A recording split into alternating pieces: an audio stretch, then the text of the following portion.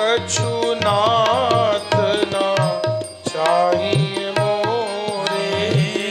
अब कछु नाथ ना चाहिए मोरे। दीन दयाल अनुग्रह तोरे। दीन दयाल अनुग्रह तोरे। सीताराम जय सीताराम। सीताराम जय सीताराम।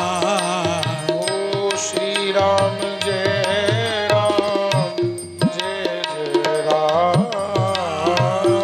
श्री राम जय राम जय जय राम। श्री राम जय राम जय जय राम। श्री राम जय राम जय जय राम।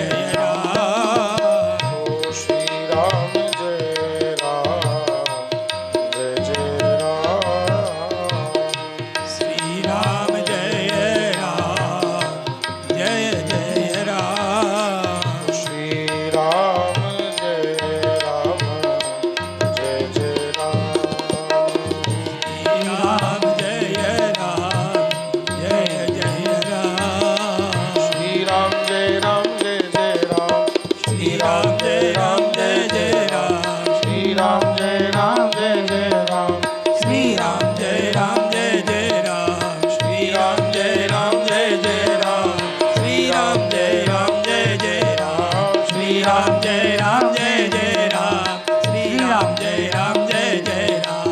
श्री राम सीताराम जय सीताराम सीताराम जय सीताराम। सीताराम जय सीताराम सीताराम जय सीताराम।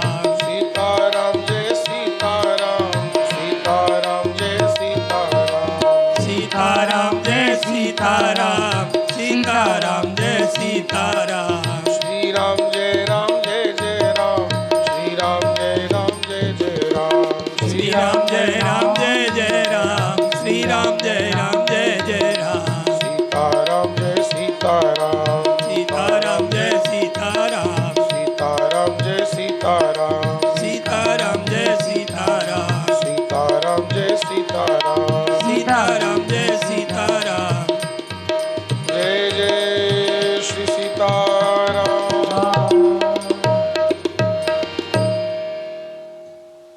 बोलिए गोस्वामी श्री तुलसीदास जी महाराज की।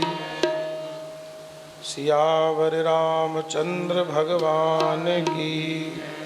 श्री बांके बिहारी लाल की जय। भगवती गंगा मैया की। श्री रामचरित मानस जू की। श्री विनय पत्रिका जू की। नमः पार्वती पतये हर हर हर महादेव।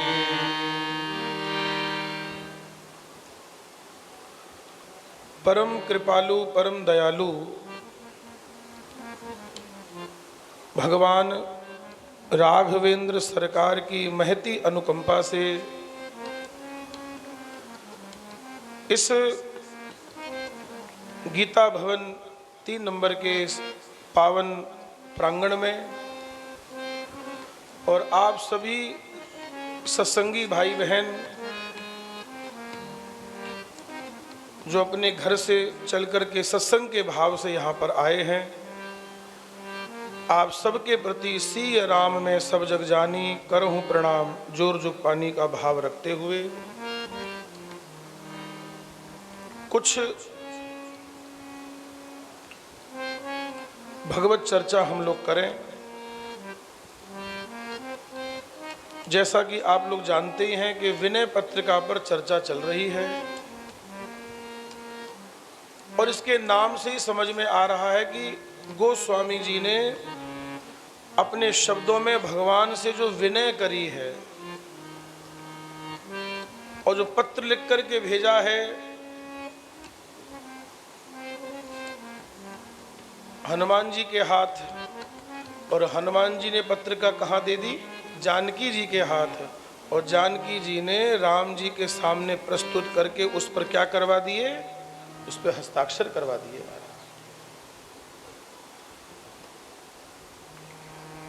तो आइए अपने कल के कथा के प्रसंग में हम लोग चलें। कल हम लोग चर्चा कर रहे थे कि भगवान का स्वभाव कैसा है महाराज।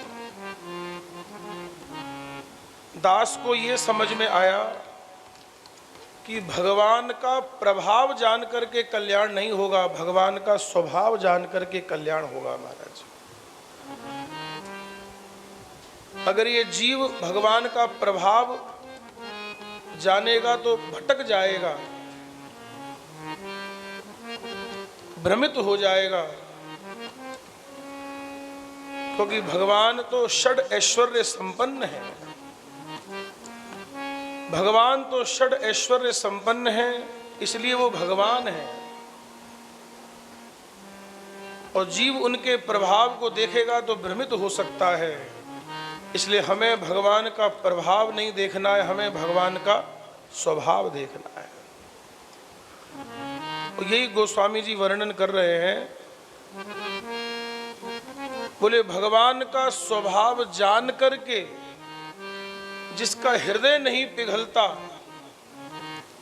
जिसकी आंखों से अश्रुपात नहीं होता, बोले अगर वो धूल ही खाता फिरे तो अच्छा है महाराज। कल जाते जाते मैं आपसे एक चर्चा कर रहा था, भक्ति का स्वरूप है क्या? 4 चीजें हैं, भक्त, भक्ति, भगवंत और गुरु। चतुर नाम बपु एक। बोले नाम 4 हैं लेकिन वैसे तत्वतः चारों एक हैं। और इनके पद वंदन किए नाशहि विघ्न अनेक। तो कल हम चर्चा कर रहे थे कि भक्त का स्वरूप क्या है। एक बात मैं आपसे निवेदन करूं, अच्छा हम ऋषिकेश आते हैं, गंगा जी में स्नान करते हैं, सत्संग का लाभ लेते हैं, तो क्या हम भक्त हो गए क्या? क्या हमको भक्त कहा जा सकता है?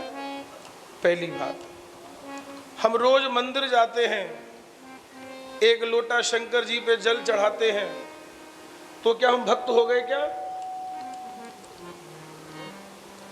या हम खूब दान पुण्य करते हैं, भगवान ने इतना दे रखा है कि खूब दान पुण्य करते हैं, तो क्या हम भक्त हो गए क्या? नहीं। भक्त की परिभाषा क्या है? इससे बढ़िया भक्त की परिभाषा नहीं हो सकती। अच्छा हम चौड़ा चौड़ा तिलक लगा लें तो हम भक्त हो गए क्या? या पीला कपड़ा पहन लिया हमने तो क्या मैं भक्त हो गया क्या? या मैंने जटा जूट रख लिया, बालों की जटाएं बना ली, तो क्या भक्त हो गए क्या हम? ये केवल एक वेश है। अगर श्रीमद् भागवत जी से अगर निवेदन करूं तो पूरी भागवत जी में ये कहीं नहीं लिखा कि जो चौड़ा चौड़ा चंदन लगाए वो संत है, वो साधु है, वो भक्त है, नहीं लिखा महाराज। साधु की पहचान क्या बताई? बोले जो पीला और भगवा कपड़ा पहने वो साधु नहीं है। भागवत में ये पहचान नहीं बताई है। भागवत जी में साधु की परिभाषा क्या दी है? तितिक्षवः कारुणिकाः सुहृद सर्वदेहिनां अजात शत्रव शांताः साधवः साधुभूषणाः। श्रीमद् भागवत जी में साधु की परिभाषा क्या? बोले तितिक्षवः, बोले जो सहनशील है, जो सहनशील है। थोड़ा सा सहना सीखो महाराज। कई बार हम ये भी गलती कर देते हैं, ऐसे पवित्र जगह पर आकर के भी हम लोग क्या देखते हैं? सुविधा देखते हैं महाराज कि मारे तो इसो कमरो दे दियो, मारे तो यहाँ कमरो दे दियो, मारे तो यहाँ दियो महाराज। नहीं, अब कोई बहुत ज़्यादा परेशानी है तो बात एक अलग है, बाकी हमें अगर थोड़ा कष्ट भी हो तो सहना चाहिए थोड़ा सा महाराज, क्योंकि साधु की पहचान है सहना। तितिक्षवः कारुणिकाः, बोले जिसका हृदय करुणा से भरा हुआ है।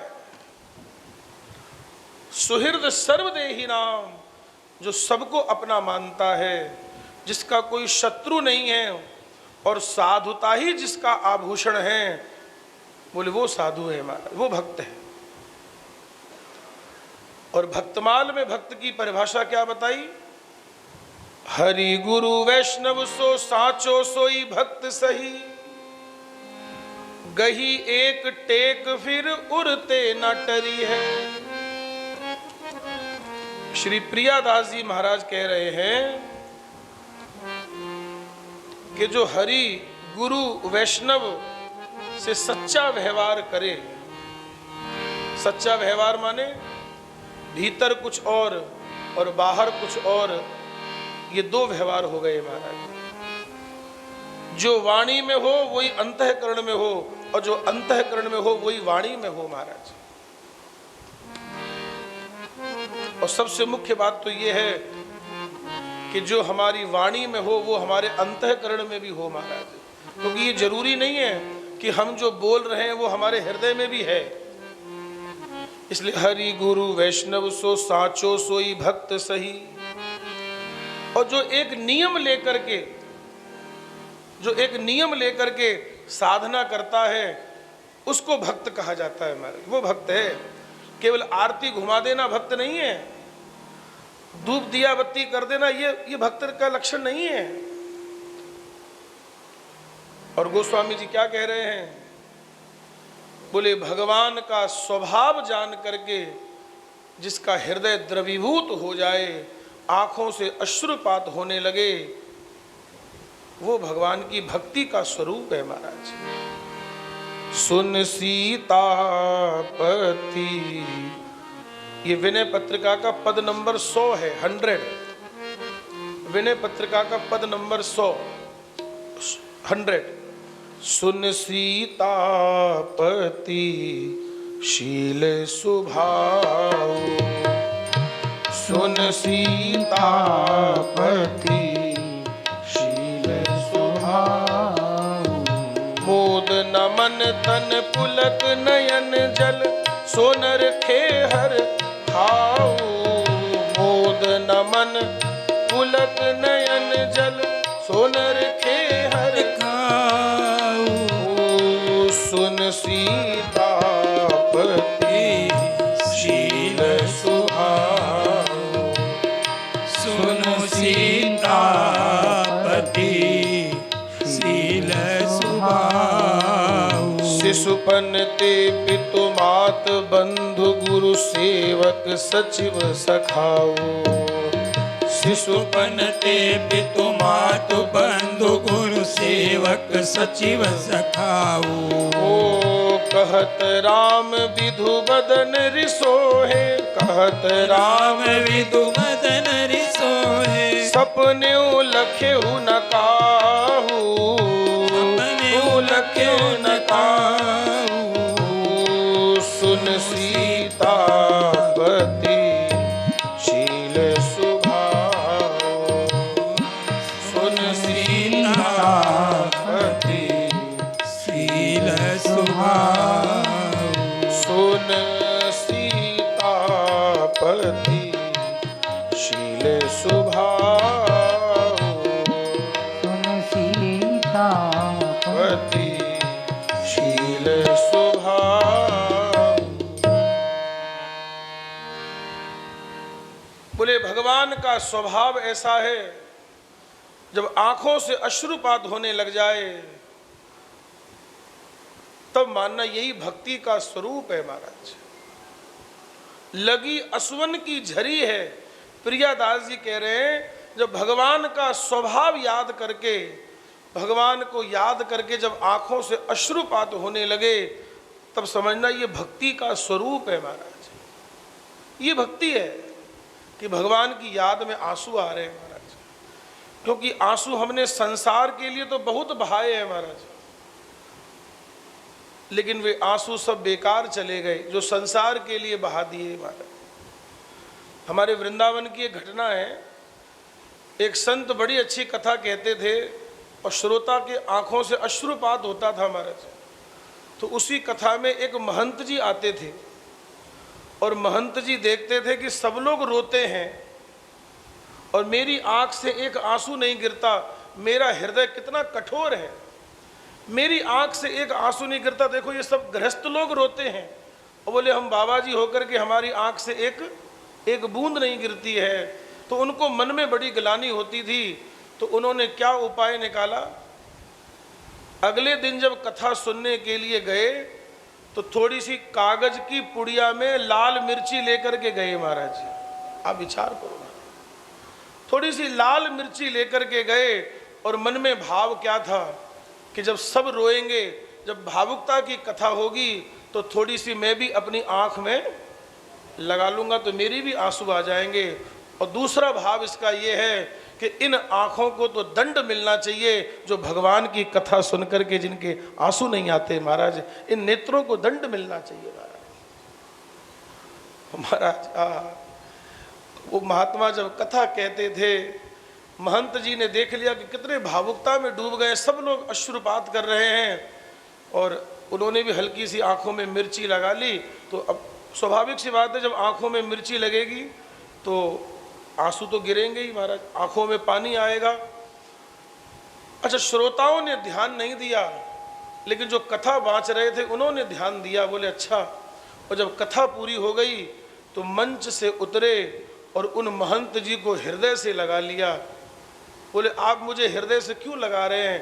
बोले हमें एक बात आपकी अच्छी लगी, आपको भगवान की कथा सुनकर के आंसू नहीं आते ये बड़ी बात नहीं है, लेकिन आप भगवान के लिए रोना चाहते हो ये बड़ी बात है नारायण। आप ये चाहते हो कि मेरे भी आंसू आए, आप रोना चाहते हो, ये बहुत बड़ी बात है। करुणा निधान।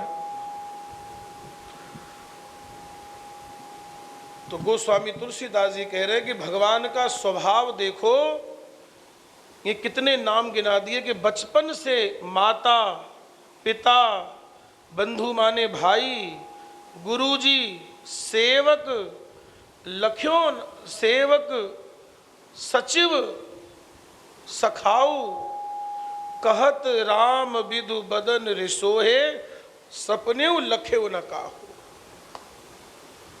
मतलब गोस्वामी जी कह रहे हैं भगवान का स्वभाव देखो कि इनके माता पिता ने, इनके भाई ने, इनके गुरु ने, इनके सेवक ने, इनके मंत्री ने और यहाँ तक कि राम जी के सखा ने बचपन से लेकर कभी भी भगवान के चेहरे पर गुस्सा नहीं देखा महाराज, रीस नहीं देखी महाराज। इतने दयालु हैं भगवान, इतने कृपालु हैं कि मुख चंद्र पर कभी क्रोध नहीं देखा। एक बात कहें आपसे, देखो चलो बचपन की बातें तो अलग होती हैं, ठीक है, लेकिन जब भगवान बड़े हो गए, सयाने हो गए, सब चीज़ों को समझने लगे, लेकिन एक बार भी भगवान ने विरोध नहीं किया। ये कह दिया गया कि तुम्हें सवेरे वनवास जाना है, तो एक बार भी राम जी ने अपनी माता जी से ये नहीं कहा कि मेरा क्या दोष है, मुझे क्यों भेज रहे हो आप। नहीं तो एक बात कहें आपसे, गोस्वामी जी का एक ग्रंथ है कवितावली, और उस कवितावली में एक बात लिखी है, बोले राम जी ने अयोध्या का राज्य कैसे छोड़ दिया। बोले राम जी ने अयोध्या का राज्य ऐसे छोड़ दिया, तजी बाप को राज बटाऊ की नाई। जैसे कोई धर्मशाला को छोड़ देता है, जैसे कोई भवन को छोड़ देता है, ऐसे ही राम जी ने अयोध्या के महल को छोड़ दिया महाराज। एक बार भी राम जी ने ये नहीं कहा कि मेरा क्या दोष है? और आजकल के बच्चे से कह के देख लो, आजकल के बच्चे से कह के देखो तो तुरंत क्या जवाब देगा कि तुम्हारे बाप का है कि हमारे बाप का है, तुम कौन होते हो। तुरंत क्या जवाब देगा कि थारे बाप का कि हमारे बाप को है, मैं जो करूं सो करूं। लेकिन एक बार भी राम जी ने ये नहीं कहा, किसी ने भी। मतलब ये तो एक किशोरावस्था की बात हो गई, बचपन से भी किसी ने राम जी के चेहरे पर क्रोध नहीं देखा महाराज। और इसका जीता जागता उदाहरण कौन है? भरत भैया। भरत भैया इसका एकदम जीता जागता उदाहरण है। स्वयं भरत जी क्या कह रहे हैं? आहा, बड़ी प्यारी बात भरत जी कह रहे हैं। मैं जानहूं निज नाथ सुभाऊ, मैं जानहूं निज नाथ सुभाऊ, मैं जानहूं निज नाथ सुभाऊ, मैं जानहूं निज नाथ सुभाऊ। अपराधी हूँ पर क्रोध न काऊ, अपराधी हूँ पर क्रोध न काऊ। खेलत खूनिस ना कबहू देखी, खेलत खूनिस ना कबहू देखी। हो मैं जानहूं निज नाथ सुभाऊ, मैं जानहूं निज नाथ सुभाऊ। मैं प्रभु कृपा रीति जिये जो ही, मैं प्रभु कृपा रीति जिये जोई। हारहूं खेल जितावही मोही, हारहूं खेल जितावहु मोही। हारहूं खेल जितावही मोही, हारहूं खेल जितावहि मोही। वो स्वामी जी कह रहे हैं कि भगवान का स्वभाव इतना प्यारा है कि किसी ने भी भगवान के मुख चंद्र पर कभी क्रोध देखा ही नहीं महाराज। भगवान को कभी क्रोध करते नहीं देखा, सबका सम्मान करते देखा महाराज। अपने मंत्री तक का भगवान सम्मान कैसे करते हैं? जो सम्मान दशरथ जी को देते हैं वही राम जी सम्मान सुमंत्र जी को देते हैं महाराज।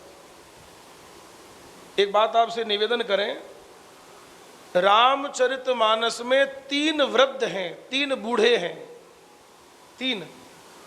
और आप देखिए तीनों के नाम भी मिलते जुलते हैं, थोड़े थोड़े तीनों के नाम भी मिलते जुलते हैं।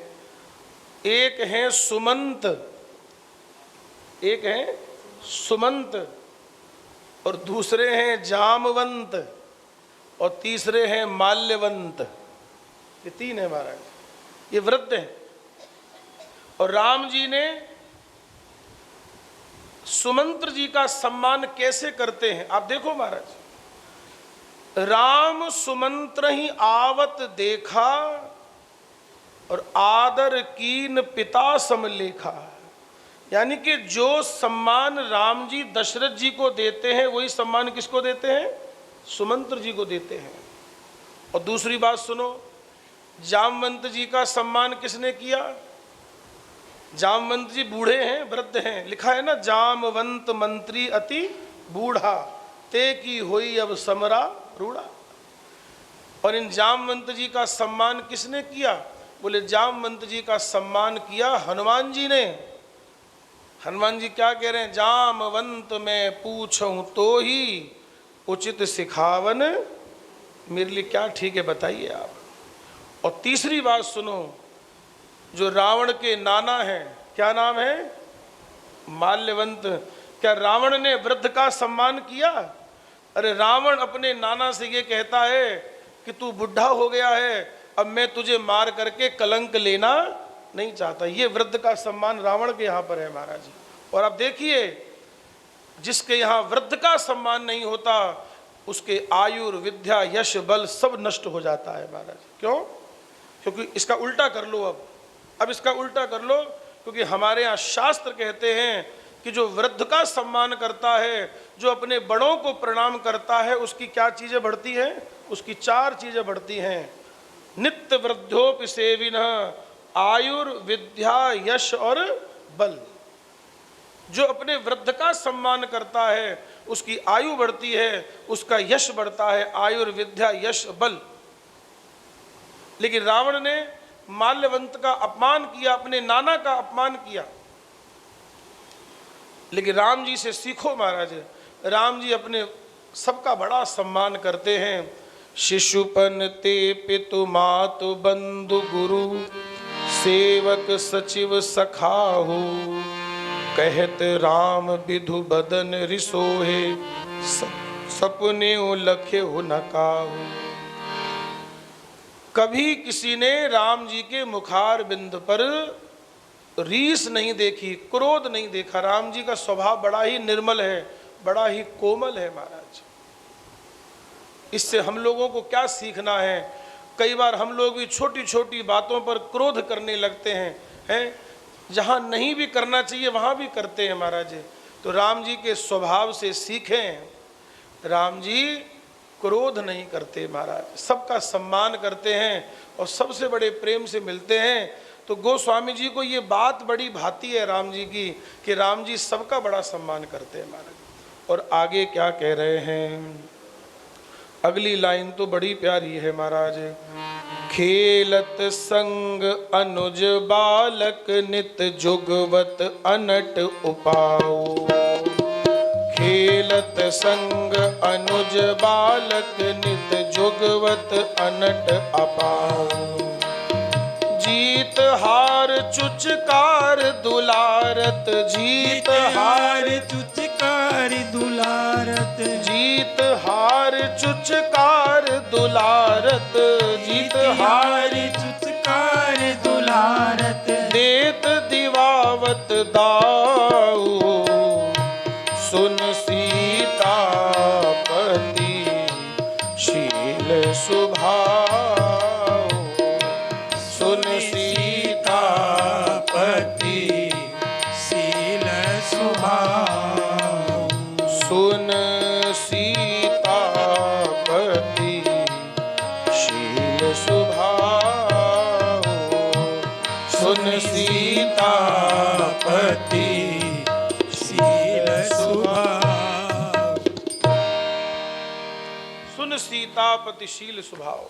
अब अगला स्वभाव भगवान का क्या कह रहे हैं? जो भी भरत जी बोल रहे थे ना, मैं प्रभु कृपा रीति जिए जो ही हार हूं खेल जिता वही मोही। भरत जी कह रहे हैं मैं तो खेल हार जाता था, लेकिन राम जी क्या करते थे? मुझको जिता देते थे महाराज। एक बात मैं आपसे निवेदन करूं, आज वर्तमान में हम लोग क्या देखते हैं कि हर व्यक्ति एक दूसरे को नीचा दिखाने में लगा है महाराज। भाई भाई की टांग खींचने में लगा है, एक दूसरे को नीचा दिखाने में लगे हैं महाराज। और अक्सर आपने ये बात सुनी होगी, इन संतों के श्रीमुख से सुनी होगी कि व्यक्ति अपने दुख से दुखी नहीं है, दूसरे सुख से दुखी है कि ये सुखी क्यों है। लेकिन भगवान का स्वभाव देखो, जब खेल खेलते हैं, खेलत संग अनुज बालक नित जुगवत अनट अपाऊ। कहते हैं उनके साथ जो उनके तीनों भाई और नगर के दूसरे बालक खेलते थे और अनीति और हानि वे सदा देखते थे और अपनी जीत में भी दूसरे की प्रसन्नता के लिए हार मान लेते थे और उन लोगों को पुचकार पुचकार करके प्रेम से अपना दाव देते थे और दूसरों से दिलवाते थे महाराज। ये भगवान का स्वभाव है, दूसरों को सम्मान देना महाराज। मैं भले ही हार जाऊं लेकिन इनको जिता दिया जाए महाराज। एक बार बड़ा प्यारा भाव है, भगवान ने गेंद का खेल खेलने का मन बनाया। जब भगवान ने गेंद का खेल खेलने का मन बनाया तो लक्ष्मण जी से एक बात कही कि हे लक्ष्मण, जाओ तुम मेरे विपक्ष में जाकर के खड़े हो जाओ। किससे कहा? लक्ष्मण से। तो जानते हो लक्ष्मण जी ने क्या कहा? लक्ष्मण जी ने कहा, प्रभु आपका खेल हो चाहे ना हो, आपका खेल हो चाहे ना हो, लेकिन मैं आपके विपक्ष में मैं नहीं जाऊंगा विपक्ष में। अच्छा, लक्ष्मण जी का स्वभाव ऐसा है, वो थोड़ा राम जी से कैसे हो जाते हैं, कई बार थोड़े एंटी से हो जाते हैं। और ऐसे कैसे हो जाएगा, आप नहीं कर सकते इसको, है? जब राम जी ने कहा ना कि मैं समुद्र से रास्ता मांगूंगा, हाथ जोड़ूंगा, मंत्र न यह लक्ष्मण मन, लक्ष्मण जी को ये बात समझ में नहीं आई। बोले प्रभु ये क्या हाथ पैर जोड़ने हैं, आप तो सीधा बाण चलाओ और काम करो और आगे बढ़ो। ये किंतु परंतु हमारी समझ में नहीं आता है। लेकिन भगवान ने कहा रुको रुको, थोड़ा रुको तो सही, ऐसे ही करब धरहु मन धीरा, कुछ धैर्य तो धारण करो, इतना उतावलापना अच्छा नहीं है। और आज यहाँ भी लक्ष्मण जी ने राम जी से क्या कह दिया कि आपका खेल हो चाहे ना हो, लेकिन मैं आपके विपक्ष में नहीं जाऊंगा। और पास में भरत जी खड़े हुए थे। भरत जी, तो किसी ने भरत जी को बोला नहीं, न राम जी ने बोला न किसी ने बोला, लेकिन भरत जी चुपचाप गए और कहाँ जाकर के खड़े हो गए? विपक्ष में जाकर के खड़े हो गए। तो किसी ने भरत जी से कहा कि आपको तो बोला ही नहीं, तो आप क्यों गए? बोला तो लक्ष्मण जी को था। भरत जी बोले देखो भैया, सही बात ये है, चाहे विपक्ष में रखो चाहे पक्ष में रखो, लेकिन परमात्मा का खेल खराब नहीं होना चाहिए। हमें चाहे पक्ष में रखो चाहे विपक्ष में रखो, परमात्मा का खेल होना चाहिए। इससे क्या सीखने को मिल रहा है? इससे ये सीखने को मिल रहा है, प्रभु चाहे सुख में रखो चाहे दुख में रखो, पर आपका भजन नहीं छूटना चाहिए महाराज, आपका सत्संग नहीं छूटना चाहिए महाराज। ये तो जीवन का क्रम आता जाता रहेगा। ये सीखने को मिल रहा है। भरत जी चुपचाप जाकर के विपक्ष में खड़े हो गए। अब गेंद का खेल चालू हुआ। अब राम जी ने देख लिया सामने कौन है? भरत हैं। और ये दोनों भाई एक ऐसे हैं, ये एक दूसरे को जिताने में लगे हुए हैं। सुनो भाई, राम जी चाहते हैं कि भरत जीत जाए, और भरत क्या चाहते हैं? राम जीत जाए। अब गेंद का खेल चालू हुआ। जब गेंद का खेल चालू हुआ, राम जी ने गेंद पर लात मारी। ध्यान दे के सुनना, राम जी ने गेंद पर लात मारी और गेंद पहुंची भरत जी के पास। और भरत जी ने दुगने वेग से, मतलब जितना बल राम जी ने लगाया था उससे ज्यादा बल भरत जी ने लगा करके गेंद पर लात मारी, और गेंद पहुंची राम जी के पास। और इस बार राम जी ने गेंद पर लात नहीं मारी। अब दोनों बातें बड़ी समझने लायक हैं। किसी ने भरत जी से पूछा, क्या आप राम जी से जीतना चाहते हो जो आपने गेंद पर जोर से लात मारी? बोले ना ना, बोले मैं राम जी से जीतना नहीं चाहता। तो फिर गेंद क्यों नहीं छोड़ दी? छोड़ देते, क्यों लात मारी? बोले इसलिए लात मारी कि मैंने उस गेंद को कहा, मैंने उस गेंद को बोला कि तू जिन चरणों को छोड़ करके आई है, अगर इन चरणों को छोड़ देगी तो जीवन में ठोकर के सिवा और कुछ खाने को नहीं मिलेगा, ठोकर ही खाने को मिलेगी महाराज। तो जिन चरणों को छोड़ करके आई है उन चरणों को छोड़ नहीं। अच्छा, और जब भरत जी ने गेंद लात मारी तो मन में भाव था, गेंद क्या, ये जीव ही गेंद है, ये जीव ही, हम सब जीव ही गेंद हैं। अच्छा बोलो गेंद है कि नहीं? बोलो भाई, जरा गेंद को ऐसे फेंको तो कितने टप्पे खा जाएगी महाराज। ये हमारा मन भी कितने टप्पे खाता है बोलो भाई। कभी कुछ, कभी कुछ, कभी कुछ, कभी कोई विचार, कभी कोई विचार, कभी कोई विचार, स्थिर नहीं रहता। ये भी तो मन भी तो गेंद के जैसा है। और मानो भरत जी कह रहे हैं अगर भगवान के चरणों को छोड़ दोगे तो दुख तो वैसे पा ही रहे हो, अगर इन चरणों को भी छोड़ दोगे तो फिर कहीं संभलने का मौका, फिर कहाँ संभलोगे महाराज। एक भगवान के चरणों का ही तो सहारा है, एक सत्संग का ही तो सहारा है महाराज। और मैं सब आप लोगों से एक निवेदन करूं, आप लोग यहां बैठ करके सत्संग करते हैं, सत्संग करने से आपका संसार नहीं बदलेगा। आप ऐसा मत समझना कि सत्संग करने से कोई लॉटरी लगने वाली है, कोई बहुत बड़ा फायदा हो जाएगा घर पहुंचते ही कि हमने यहाँ 2 महीने का सत्संग किया है तो घर जाके हमको बहुत बड़ा फायदा होगा, या हमारी कोई लॉटरी लग जाएगी, या हमारे बच्चों का काम सेट हो जाएगा। इस भूल में मत रहना। सत्संग हमारे संसार को नहीं बदलता है, सत्संग हमारे विचार को बदलता है महाराज। यहाँ हम लोग अपना विचार बदलने के लिए आए हैं, अपना संसार बदलने के लिए नहीं आए हैं। सत्संग हमारे विचार को बदलता है।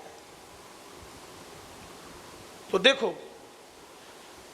वैसे ही जीव परेशान है, मोह से ग्रसित है। मोह सकल व्याधिन कर मूला, तेहिते पुनि उपजई बहु सूला।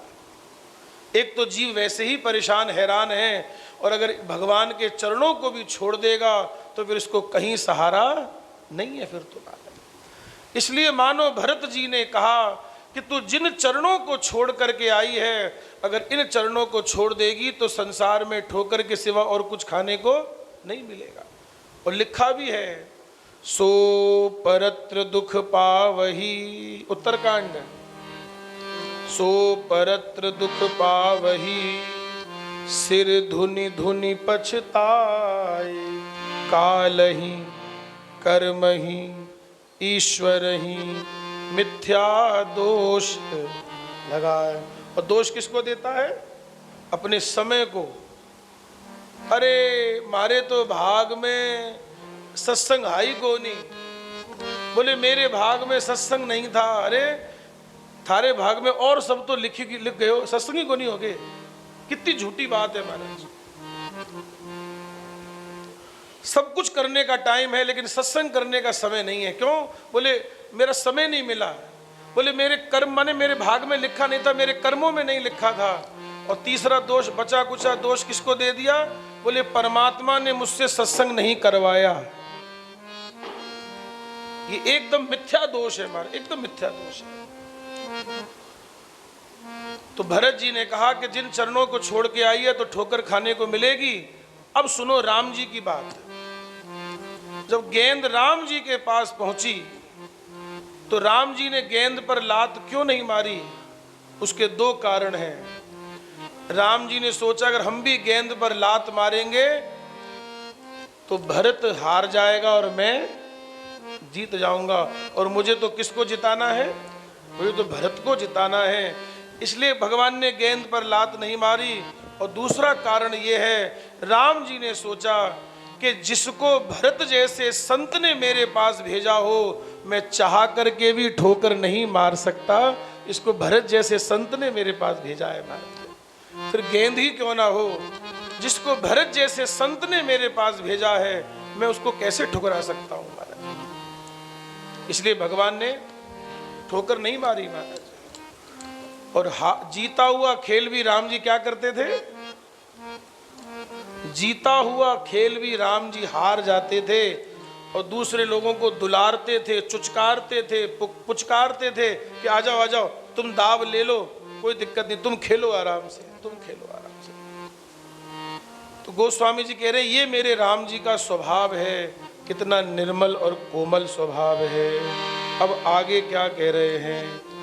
शिला साप संताप विगत भई पर सत पावन पाओ। शिला साप संताप विगत भई पर सत पावन। शिला साप संताप विगत भई पर सत पावन पाओ। शिला साप संताप विगत भई पर सत पावन पाओ। दई सुगति सो नहेरी हर्षिय चरण छुए पछताओ। दई सुगति सो नहेरी हर्षिय चरण छुए को पछताओ। सुन सीतापति शील सुभाओ। सुन सीतापति शील सुभाओ।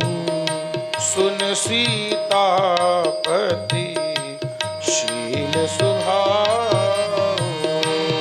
सुनि सीतापति शील सुभाओ। अब एक और बात गोस्वामी जी याद कर रहे हैं कि देखो भगवान कितने दयालु हैं, कितने कृपालु हैं, कैसा भगवान का स्वभाव है। जब विश्वामित्र जी के यज्ञ की रक्षा किए और जब यज्ञ की रक्षा हो गई तो लक्ष्मण जी के मन में एक भाव आया कि अब गुरु जी का यज्ञ पूरा हो गया, अब हमें अपने घर चलना, वे चले। लेकिन जैसे ही लक्ष्मण जी वापस अयोध्या जाने की बात कहते, अभी लक्ष्मण जी के मन में ही आई थी, अभी राम जी से और गुरु जी से कहा नहीं था, लेकिन तुरंत गुरु जी ने एक बात कह दी। क्या गुरु जी ने क्या कह दिया राम जी से कि राम, एक यज्ञ तो हो गया, अभी एक यज्ञ और बाकी है। लक्ष्मण जी बोले प्रभु ये तो बाबा जी हैं, इनका कभी यज्ञ यहाँ चलेगा तो कभी वहाँ चलेगा, अब इनके पीछे पीछे हम कहाँ तक घूमेंगे भाई, इनके पीछे पीछे कहाँ जाओगे, इनका तो यज्ञ चलता ही रहेगा, ये तो बाबा जी हैं, इनको क्या है, इनको तो यज्ञ करना है, भजन करना है, अपन चलते हैं महाराज। लेकिन गुरु जी ने कहा नहीं नहीं, बोले एक यज्ञ और है, वो भी तुमको ही संपन्न करना है। वो कौन सा यज्ञ है? धनुष यज्ञ सुनी रघुकुल नाथा। धनुष यज्ञ सुनी रघुकुल नाथा। सब लोग गाया करो, सब लोग गाओ महाराज। आप सब लोग तो परिचित हैं, मानस की चौपाइयों से सब लोग जानते हैं, सब लोग गाओ। धनुष यज्ञ सुनी रघुकुल नाथा। धनुष यज्ञ सुनी रघुकुल नाथा। हर्ष चले मुनि वर के साथा। हर्ष चले मुनि वर के साथा। सीताराम जय सीताराम। सीताराम जय सीताराम।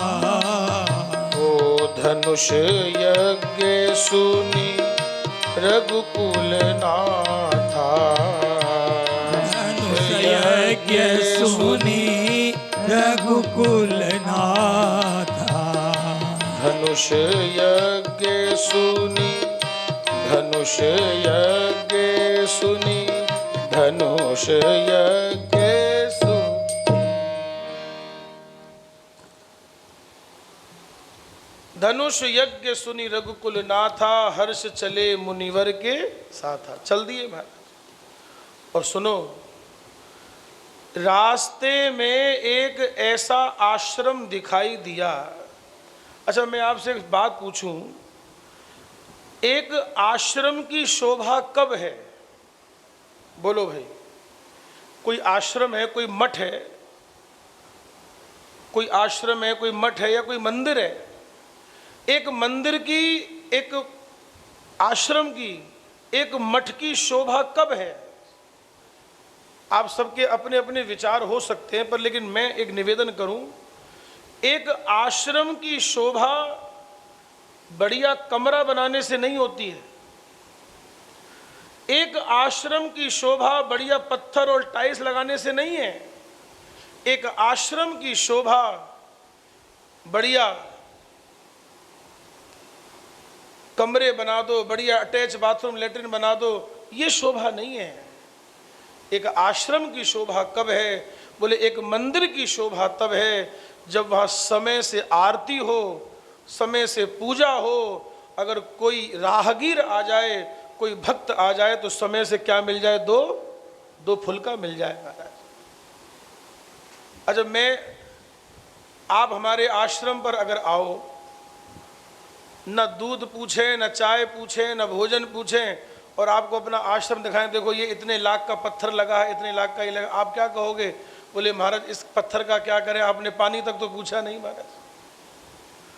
तो एक आश्रम की शोभा बढ़िया पत्थर लगाने से नहीं है। एक आश्रम की शोभा तब है कि वहाँ जो भक्त रहते हैं, जो संत रहते हैं, उन्हें समय से क्या मिल जाए? भोजन मिले महाराज। समय से भोजन मिल जाए, समय से भगवान की आरती हो, पूजा हो, स्तुति हो, एक आश्रम की शोभा है। अच्छा, बढ़िया खीर बना करके, क्यों भाई, बहुत बढ़िया खीर बना करके और उसको ताले में बंद कर दो तो क्या फायदा बनाने का? उसका फायदा बनाने का क्या? अरे खीर का प्रसाद बना है कि बढ़िया भगवान को भोग लगाओ और सबको प्रसाद दो, तो बनाने का लाभ है। राम जी ने रास्ते में एक ऐसा आश्रम देखा, मनुष्यों की तो कौन कहे, वहां एक परिंदा भी पर नहीं मारता महाराज, एक चिड़िया भी नहीं बैठी वहां पर। आश्रम एक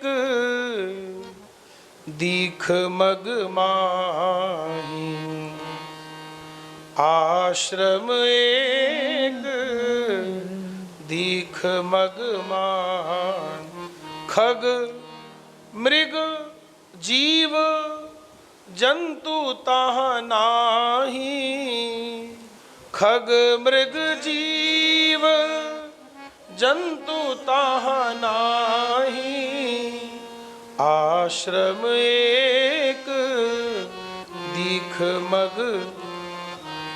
रास्ते में एक ऐसा आश्रम देखा, कोई परिंदा भी पर नहीं मार रहा है, लेकिन उसी आश्रम के बीचों बीच क्या पड़ा है? उसी आश्रम के बीचों बीच एक बड़ा सा पत्थर पड़ा हुआ है महाराज।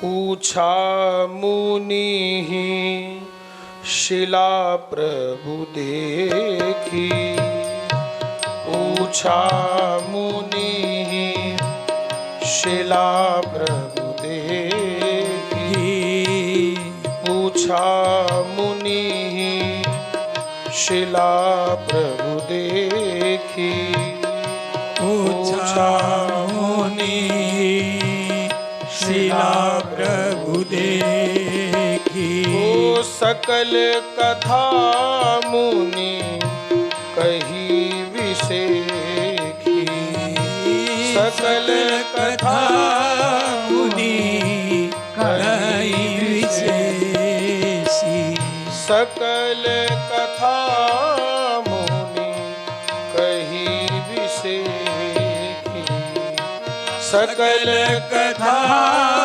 मुनि कही विशेषी।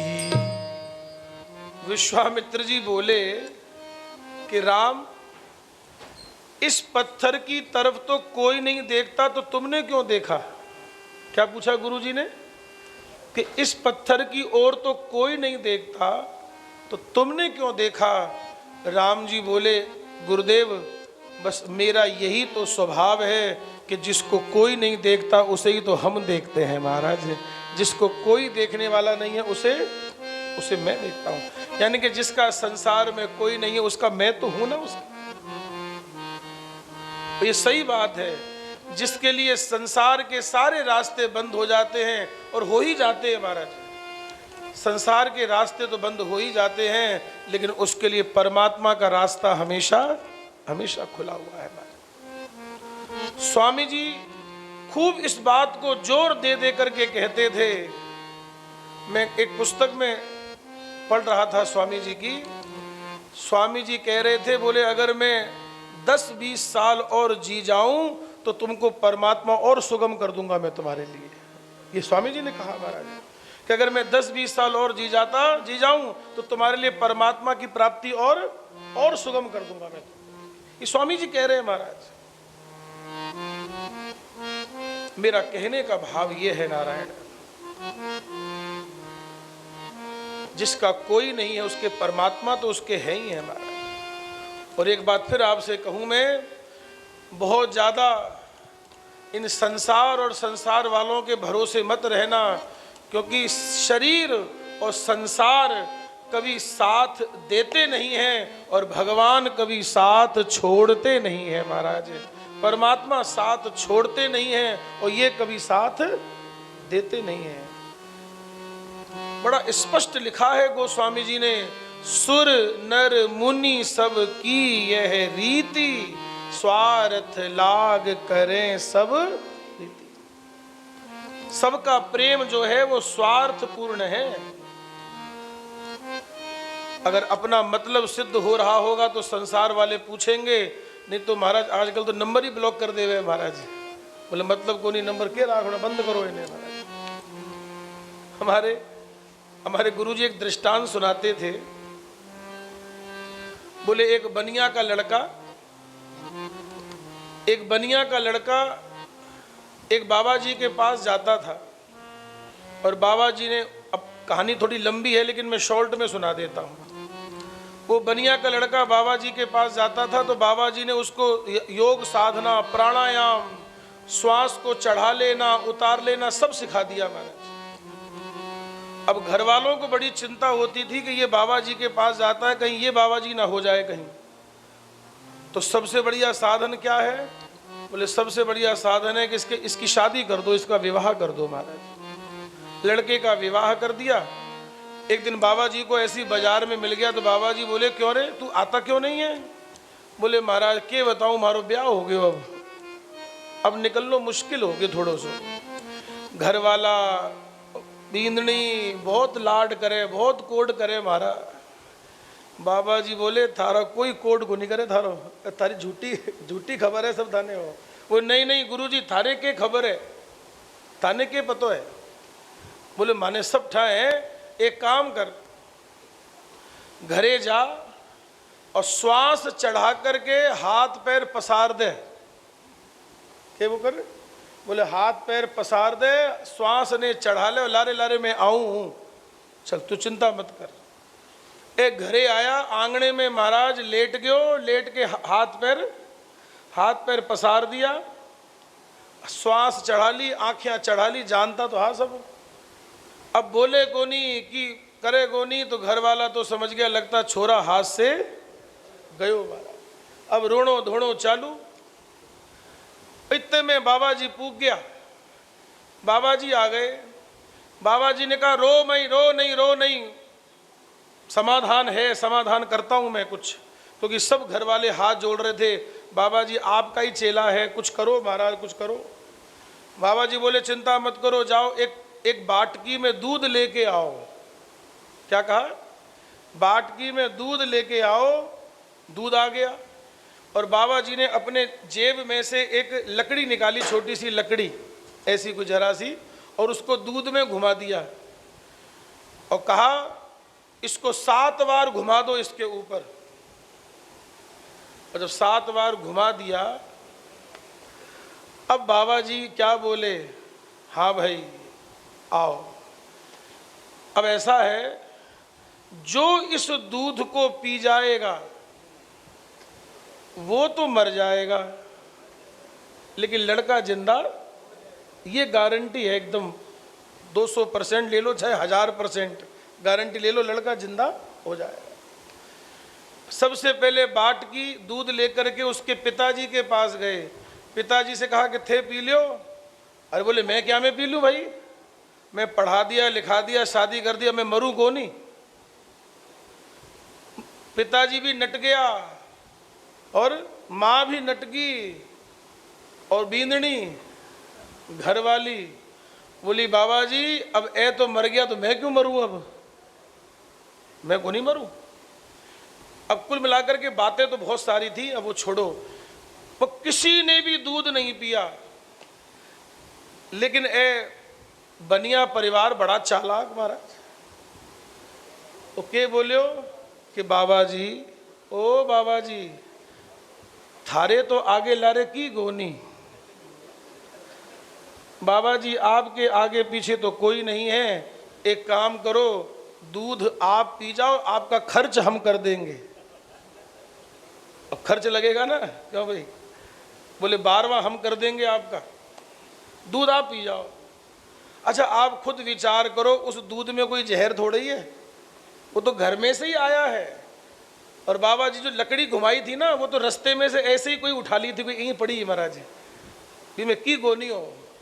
लेकिन सबकी बातें वो लड़का सुन रहा था, तब समझ में आ गया कि बाबा जी सही कह रहे थे कि कोई मुझसे प्रेम, सब अपना अपना सब देखते हैं महाराज। सुर नर मुनि सबकी यह रीति, स्वार्थ लाग करें सब रीति। तो भैया जब सारे रास्ते बंद हो जाते हैं तो भगवान का रास्ता हमेशा खुला हुआ है। और एक बात और आपसे निवेदन करूं मैं, अपने हृदय की बात, जीवन में चाहे कैसी भी परिस्थिति हो, चाहे अनुकूल हो चाहे प्रतिकूल हो, लेकिन आप अपने सत्संग को मत छोड़ना महाराज, अपने भजन को मत छोड़ना महाराज, नहीं तो महाराज डूब जाओगे महाराज। जीवन में कैसी भी परिस्थिति हो, क्योंकि अनुकूलता भी आएगी, प्रतिकूलता भी आ सकती है, लेकिन सत्संग करते रहोगे तो महाराज प्रतिकूलता में भी क्या दिखेगी? अनुकूलता दिखेगी महाराज। आहा, हम लोग क्या सोचते हैं, सुनो, जब हमारे संग सब कुछ अच्छा अच्छा हो रहा है तब हम लोग क्या कहते हैं कि भगवान की बड़ी कृपा है। जरा सा बुरा हो जाए तब क्या कहते हैं कि परमात्मा हमारे साथ यहाँ क्या कर दिया महाराज। क्यों? जब अच्छे में भगवान की कृपा है तो बुरे में भगवान की कृपा क्यों नहीं है महाराज? बस यही बात तो समझनी है महाराज। आपने एक पक्षी का नाम सुना होगा, पपीहा, चातक पक्षी जो है ना, उसके लिए कहा जाता है कि वो स्वाति नक्षत्र की बूंद पीता है वो महाराज। और ये बादल जो है ना, बादल इतना निष्ठुर है, इतना निष्ठुर है कि ये सबको जल देता है, लेकिन उस पपीहे को जल सबसे बाद में देता है। तो किसी ने पपीहे से कहा कि देखो ये बादल कितना निष्ठुर है, ये तुमको सबसे बाद में जल देता है। तब जानते उस पपीहे ने, चातक पक्षी ने क्या कहा? बोले नहीं नहीं ऐसा मत कहो। क्यों? बोले ये हमको अपना मानता है इसलिए सबसे बाद में जल देता है, ये है अनुकूलता। वो पक्षी क्या कह रहा है कि ये हमको अपना मानता है इसलिए सबसे बाद में जल देता है। बोले क्यों? बोले एक बात बताओ, अच्छा घर में कोई मेहमान आते हैं और जो भोजन बना हुआ है तो पहले घर वाले भोजन करते हैं कि पहले मेहमान को भोजन कराते हैं महाराज? पहले जो गेस्ट आए हैं, जो मेहमान आए हैं, जो गेस्ट आए हैं, पहले उनको भोजन कराया जाता है और घर वाले तो बाद में कर लेंगे भाई, जो बचेगा उस हिसाब से कर लेंगे। तो यही चातक पक्षी ने कहा, बोले ये सबको पराया समझता है इसलिए पहले जल दे देता है, हमको अपना समझता है इसलिए बाद में जल देता है। महाराज ये तो बहुत प्रेम की बात है महाराज, ये बात आप सीखो महाराज। जब आपको हर चीज में भगवान की कृपा नजर आनी चालू हो जाए तब समझना कि हमारी कुछ तरक्की हुई है महाराज।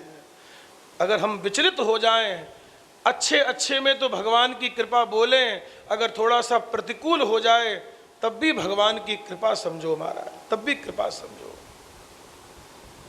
करुणा निधान। तो मैं ये निवेदन कर रहा था, उस पत्थर की ओर कोई नहीं देखता, लेकिन किसने देखा? राम जी ने देखा। तो गुरु जी ने कहा, राम तुमने इस पत्थर की ओर क्यों देखा? राम जी कहते हैं, गुरु जी क्या बताऊं, इस पत्थर को देख करके एक सिर पर कर्जा याद आ गया महाराज। क्या याद आ गया? एक कर्जा ले रखा है मैंने, एक लोन ले रखा है मैंने। इस पत्थर को देख करके एक कर्जा याद आ गया। अच्छा, भगवान किससे कर्जा लेते होंगे आप बताओ। अच्छा, भगवान किससे कर्जा लेंगे? अगर भगवान को कोई कर्जा दे सकता है तो उनका भक्त ही दे सकता है, और किसी की औकात नहीं है महाराज। कभी कभी भगवान को भी भक्तों से काम पड़े, जाना था गंगा पार प्रभु केवट की नाव। क्योंकि भगवान को भक्तों से काम पड़ जाता है महाराज। तो राम जी कह रहे हैं कि इस पत्थर को देख करके मुझे एक कर्जा याद आ गया कि मेरे सिर पर एक कर्जा है। कर्जा कैसा है? बोले एक बार एक भक्त ने मुझको पत्थर से प्रकट कर दिया था। क्या कह रहे हैं राम जी? कि एक बार एक भक्त ने मुझको पत्थर से प्रकट कर दिया था। आप लोग समझ तो गए होंगे कौन से भक्त की बात चल रही है। ये बात चल रही है प्रहलाद जी महाराज की। महाराज प्रहलाद जी की। प्रेम बड़ो प्रहलादई को जिन पाहन ते परमेश्वर काढ़े। क्या कहता है हिरण्याकश्यप? कहाँ है तेरा परमात्मा? बोले ये मत पूछो पिताजी कहाँ है, ये पूछो कहाँ पर नहीं है। क्या इस खंबे में भी है? बोले खंबे में क्यों नहीं है। और जैसे ही मुष्टिका का प्रहार किया, स्तंभे सभायाम न मृगम न मानुषम, खंबे पर प्रहार किया तो साक्षात नरसिंह भगवान प्रकट हो गए महाराज। नरसिंह भगवान प्रकट हो गए महाराज। अभी बैसाख का महीना चल रहा है ना, अब आएगी नरसिंह चतुर्दशी आएगी अब महाराज। अब नरसिंह चतुर्दशी आएगी ना, तो एकादशी के बाद पूर्णिमा से पहले वो नरसिंह चतुर्दशी है। इसी दिन नरसिंह भगवान का प्राकट्य हुआ था महाराज। तो देखो, बोले मेरे को एक कर्जा याद आ गया कि एक बार एक भक्त ने मुझको पत्थर से प्रकट कर दिया था। तो विश्वामित्र जी बोले फिर ये कर्जा उतरेगा कैसे? बोले एक तरीके से उतर जाएगा कि भक्त ने मुझको पत्थर से प्रकट कर दिया था, तो मैं भी पत्थर से एक भक्त को प्रकट कर दूं तो मेरा भी कर्जा उतर जाएगा महाराज। एक भक्त एक पत्थर से भक्त को प्रकट कर दूं महाराज। विश्वामित्र जी समझ गए राम जी क्या लीला करना चाहते हैं। गौतम नारी श्राप बस उपल देह धरी धीर, चरण कमल रज चाहती कृपा करो रघुबीर। चरण कमल रज चाहती कृपा करो। एक बात निवेदन करूं, अहिल्या माता के पास 3 चीजें हैं। 3 अहिल्या माता के पास 3 चीजें हैं। पाप है, क्या है? पाप है, श्राप है और ताप है। क्या है? पाप, श्राप और ताप। और पाप कैसे नष्ट हुआ? क्यों जी? अहिल्या का पाप कैसे नष्ट हुआ? सुंदर कांड की चौपाई याद करो महाराज। सुंदर कांड में लिखा है, सन्मुख होए जीव मोहि जबई, सन्मुख होए जीव मोहि जबई, जन्म कोटि अघ नाशहि तबहि, जन्म कोटि अघ नाशहि तबहि। ओ सन्मुख होए जीव मोहि जबहि, सन्मुख होए जीव मोहि जबहि। ओ जन्म कोटि अघ नाशहि तबहि, जन्म कोटि अघ नाशहि तबहि। भगवान के देखने से पाप नष्ट हो गया, चरणों की धूलि गिरने से श्राप नष्ट हो गया और चरणों का स्पर्श पाते ही तीनों प्रकार का ताप नष्ट हो गया महाराज।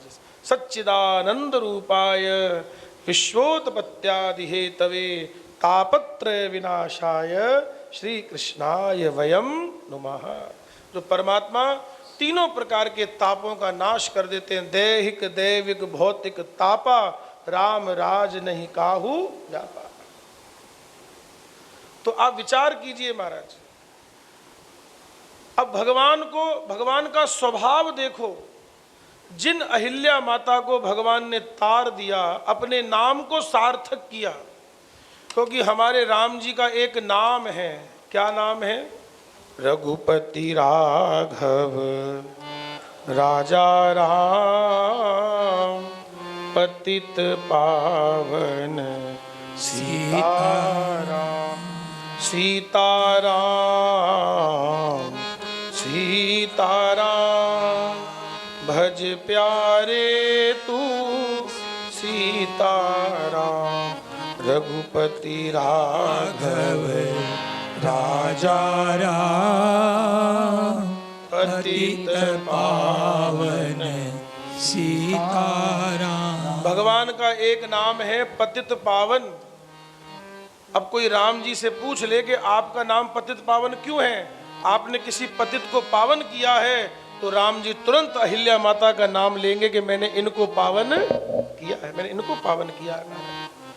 देखो भगवान ने तो अहिल्या माता पर कृपा ही की है, लेकिन इतना सब करने के बाद भी राम जी का स्वभाव कैसा है, बड़ा संकोच कर रहे हैं कि देखो कितना बड़ी गलती हो गई, कितना बड़ा अपराध हो गया कि जिन गुरु माता के चरणों में मुझे अपना सिर रखना चाहिए, उनके सिर पे मैंने क्या रख दिया? अपने चरण रख दिए महाराज। तो यहाँ पर विनय पत्रिका में यही तो कह रहे हैं, शिला साप संताप विगत भई परसत पावन पाऊं दई सुगति सो नहेरि हर्ष हिय चरण छुए को पछिताऊं। सुगति कर दी, उनको मुक्त कर दिया, इस बात की प्रसन्नता राम जी को नहीं है। राम जी को किस बात का दुख है कि मैंने गुरु माता के चरणों में सिर पे अपने चरण रख दिए महाराज। इस बात का राम जी को बड़ा ही संकोच है। ये राम जी का स्वभाव है महाराज। और सच्ची बात कहें, इस अहिल्या माता के प्रसंग में गोस्वामी जी ने एक इतनी बढ़िया बात कही है, इतनी बढ़िया बात कही है, क्या हम सबके बड़े काम की बात है। अस प्रभु दीन बंधु हरि, अस प्रभु दीन बंधु हरि कारण रहित दयाल तुलसीदास सठ ते ही भजो छाड़ी कपट जंजाल। तुलसीदास सठ ते ही भजो छाड़ी कपट। इसलिए भज मन राम चरण सुखदाई, भज मन राम चरण सुखदाई।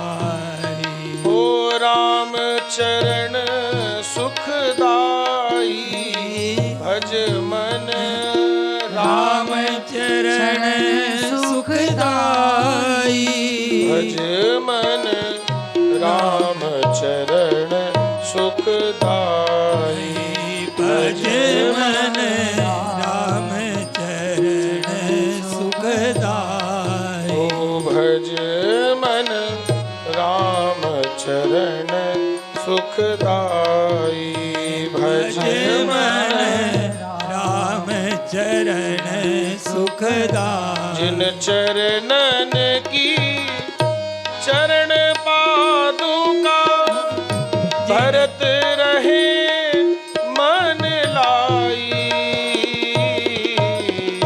जिन चरणन की चरण पादुका भरत रहे मन लाई। सोई चरण केवट धोई लीने सोई चरण केवट धोई लीने तब हरि नाम चढ़ाई भज मन राम चरण सुखदाई भज मन राम चरण सुखदाई राम चरण सुखदाई राम चरण सुखदाई।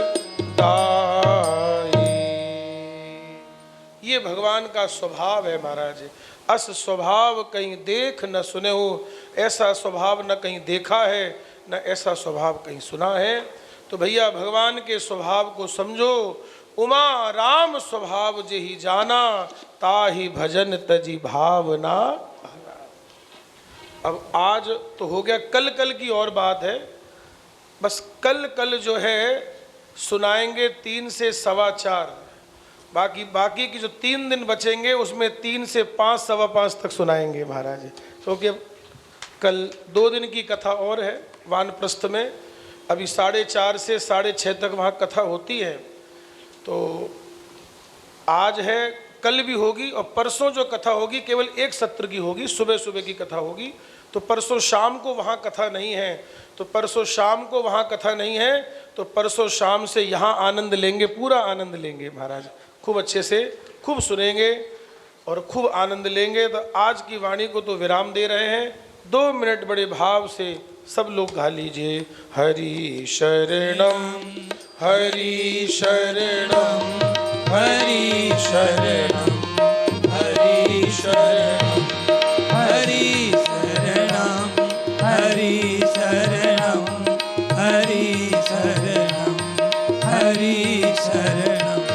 दयालु राम की शरणम कृपालु कृष्ण की शरणम।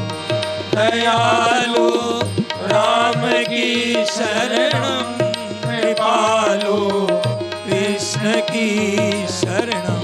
हरि शरणम हरि शरणम हरि शरणम हरि शरणम हरि शरणम हरि शरणम हरि शरणम हरि। कामिहि नारि पियारि जिमि लोभिहि प्रिय जिमि दाम। तिमि रघुनाथ निरंतर प्रिय लागो मोहि राम। जासु नाम भव भेषज हरन घोर त्रयशूल।